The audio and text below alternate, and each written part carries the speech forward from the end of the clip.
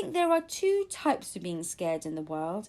The first type is when you do something wrong, like breaking your mum's favourite vase by accident, and you're scared of her finding out. But at the same time, because she's your mum, you know that deep down she won't ever punish you too horribly because she knows that accidents happen. But then there's another type of scared. It's when something you never ever thought would happen suddenly does, and the idea of it is so awful that you want to run away.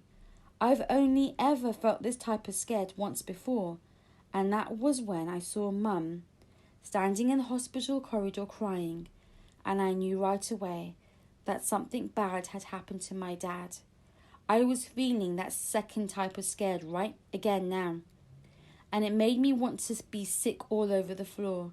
I had never thought that the greatest idea in the world would get us into trouble with the police, and I never ever imagined it would get Ahmed into trouble too.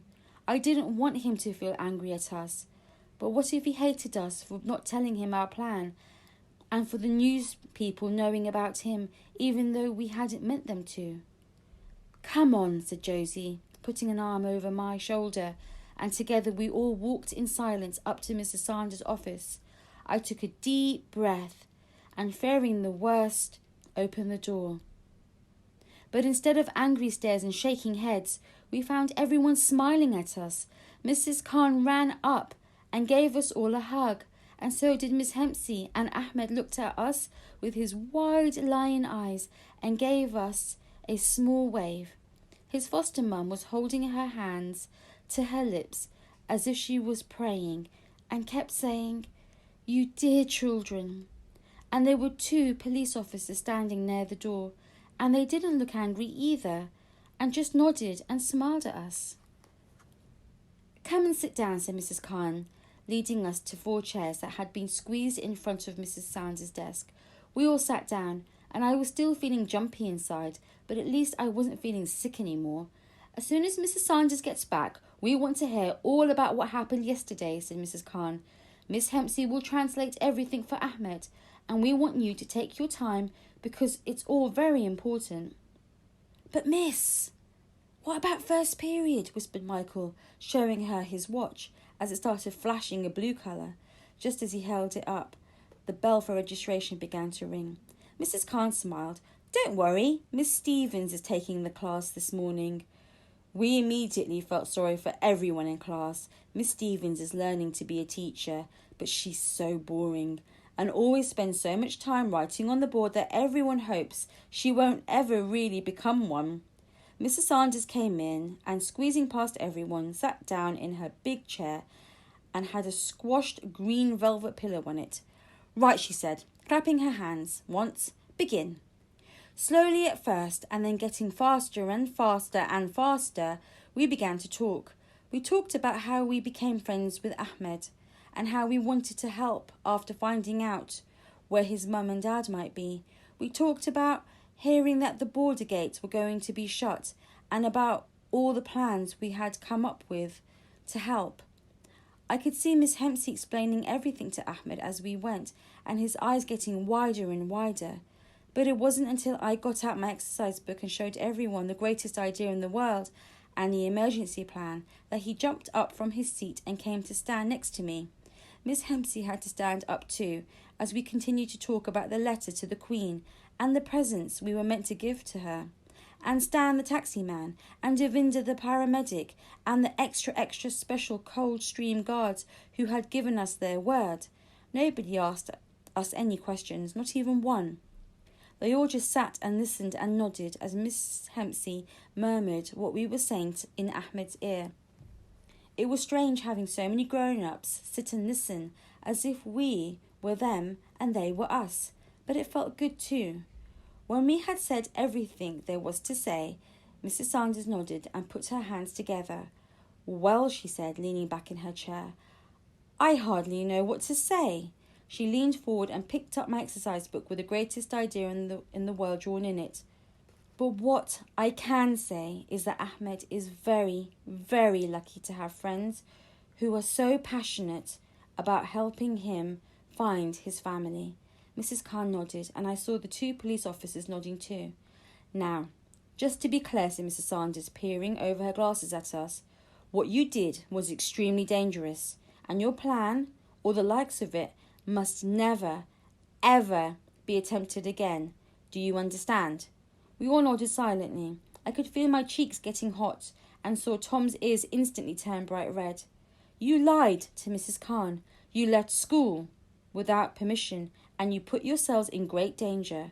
Behaviour like this would usually lead to a temporary suspension from school.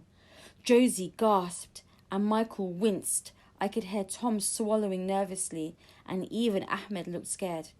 Mrs. Sanders went on. However, we've spoken with all your parents, and I can understand fully that you thought this was an emergency. So, I looked up at Mrs. Sanders and could feel everyone doing the same. In this instance, you will not be suspended. Tom yelped a small yes, and Josie let out a huge puff of air that had been making her cheeks swell, and Michael gave a long sigh. And as soon as Miss Hempstead had told him what had happened, Ahmed cheered and clapped. But even though I felt happy too, I couldn't feel fully happy because I still wanted to know something. And what about Ahmed's family, miss? Has the Queen found them already? Mrs. Sanders shook her head and slowly leaned forward. I think you should all know that the Queen, well, there are some things that even she can't do. But she's the Queen, frowned Tom. She can do whatever she wants. I could see Ahmed staring at Mrs. Sanders as if she wasn't making any sense to him either, but Mrs. Sanders was shaking her head. I'm afraid that's not quite true.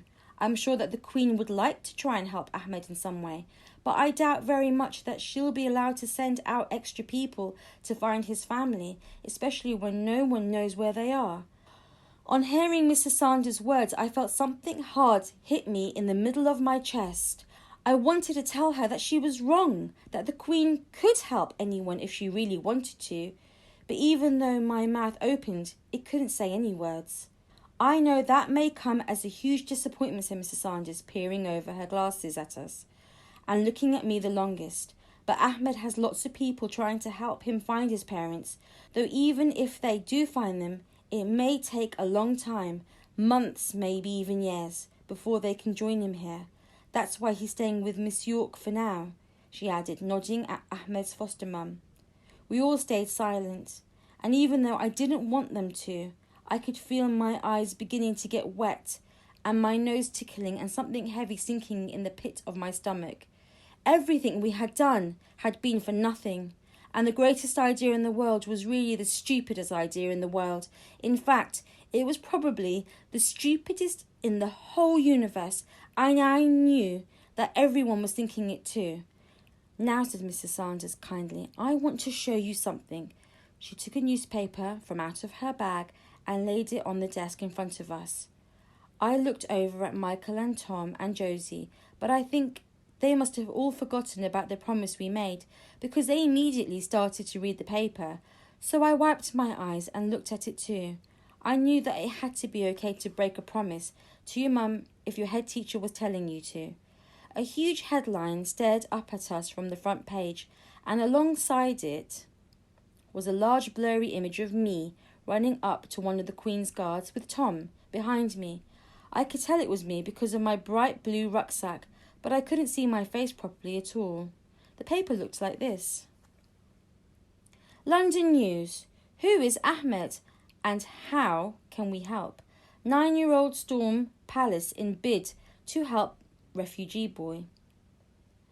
The story said that the newspaper was going to run an international appeal to find Ahmed's parents, which made Josie grin and whisper, see? This is what it said.